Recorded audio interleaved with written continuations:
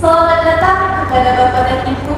Terima kasih telah menghadiri rapat perdana kita dalam rangka membahas RUU yang akan diajukan oleh Ibu Mawar. Ibu Mawar, silakan.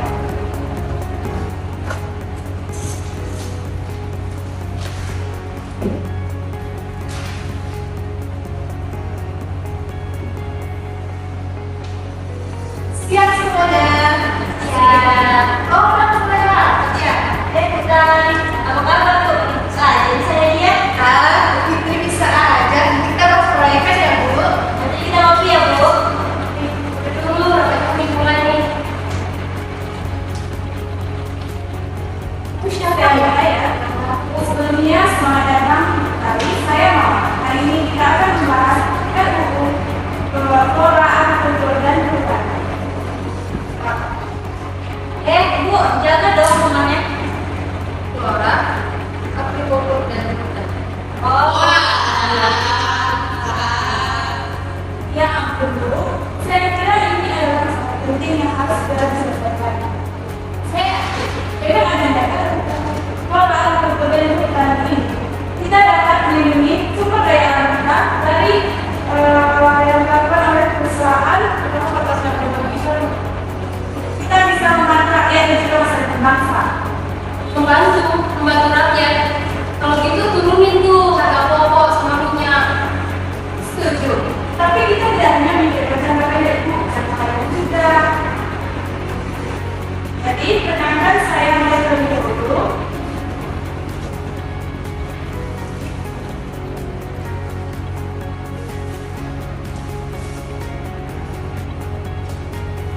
Rancangan Undang-Undang Republik Indonesia Nomor 24 Tahun 2022 tentang Flora Agrikultur dan Budaya menimbang hak bahwa lingkungan yang baik dan sehat merupakan hak asasi setiap warga negara Indonesia, sebagaimana diamanatkan dalam pasal.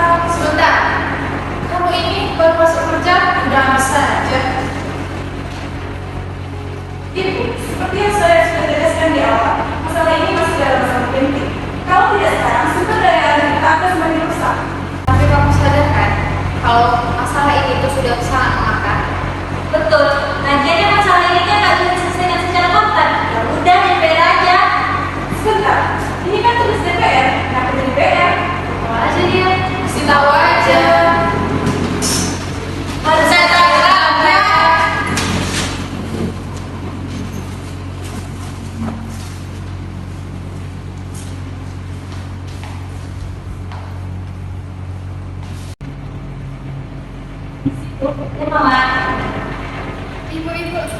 Ibu, jadi begini, meski kita transfer 2,5 triliun, maaf Ibu, jadi begini, walaupun berbeda bank, kita tetap terkena charge. Udah, cari cara lain. Oke, baik. Oh,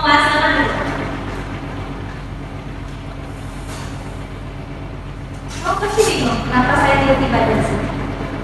Iya Bu, jadi saya mau ngomong sama kamu karena kan saya sebagai ketua DPR. Saya mengikuti kamu untuk ngomong sebagai KPK. Dan dengar kamu ada masalah ya sama KPB atau KPC ini? Oh enggak Bu, saya hanya ingin RUU FKK ini sifatnya disahkan. Kita juga cerita masalah sudah di depan mata. Masalah siapa? Ya buat bangsa ini, meraih kita rakyat masyarakat. Tadi ya Bu, tadi ini Mawar.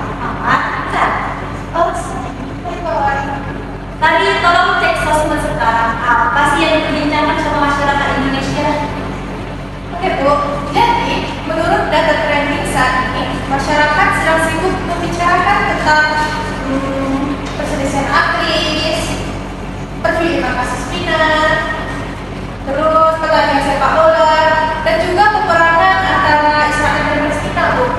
Oke, makasih tadi kamu. Bersama Bu. Kamu dengar, Dirjen Rakyat Indonesia itu tidak ada yang memikirkan tentang masalah ini. Mereka akan memikirkan tentang pengaturan. Tapi Bu, cepat atau lambat masyarakat akan sadar dan masalah ini akan menyulut amanah masyarakat.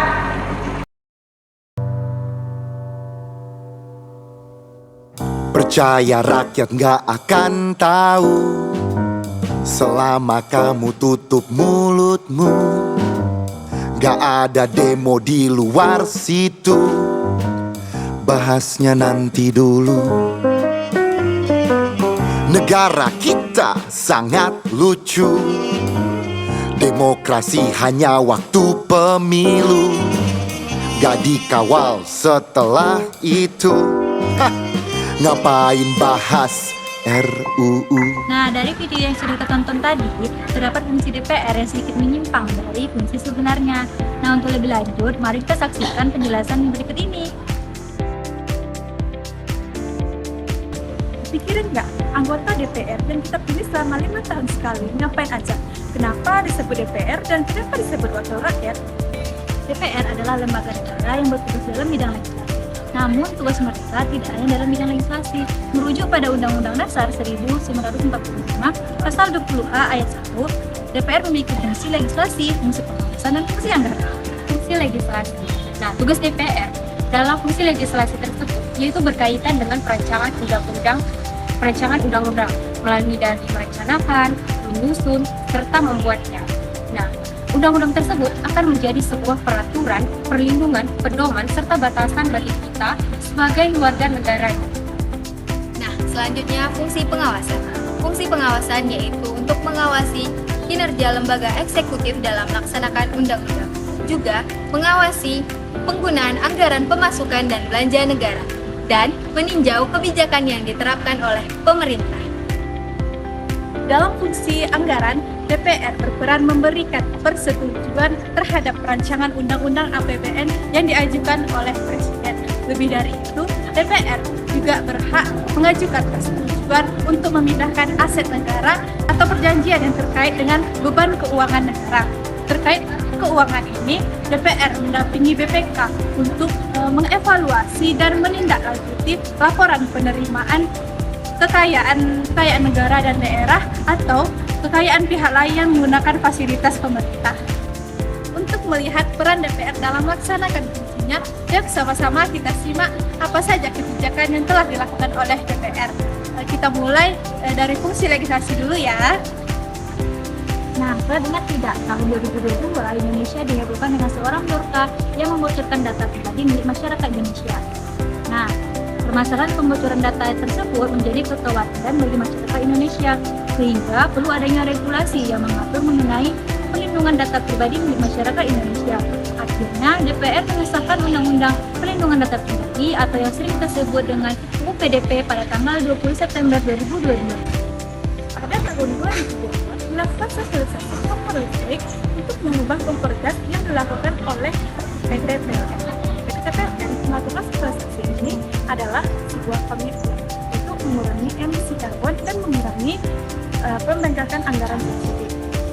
Namun ternyata sosialisasi ini diminta untuk dihentikan oleh DPR karena realitanya kompor listrik memiliki kapasitas 1.000 watt yang bisa digunakan oleh rumah tangga Indonesia yang hanya mempunyai kapasitas 900 watt. Fungsi anggaran DPR setiap tahunnya melakukan sidang paripurna untuk menetapkan APBN untuk tahun selanjutnya.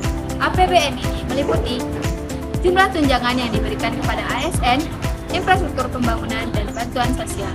Nah, tentu saja pertimbangannya nggak boleh ngasal-ngasal. Nah, ternyata tugas DPR itu sangat penting ya. Nggak kebayang sih kalau hanya ada lembaga eksekutif yang tanpa pengawasan dan menyimpang. Mungkin masih banyak kebijakan yang belum sesuai dengan kebutuhan masyarakat, serta anggaran yang belum tepat sasaran.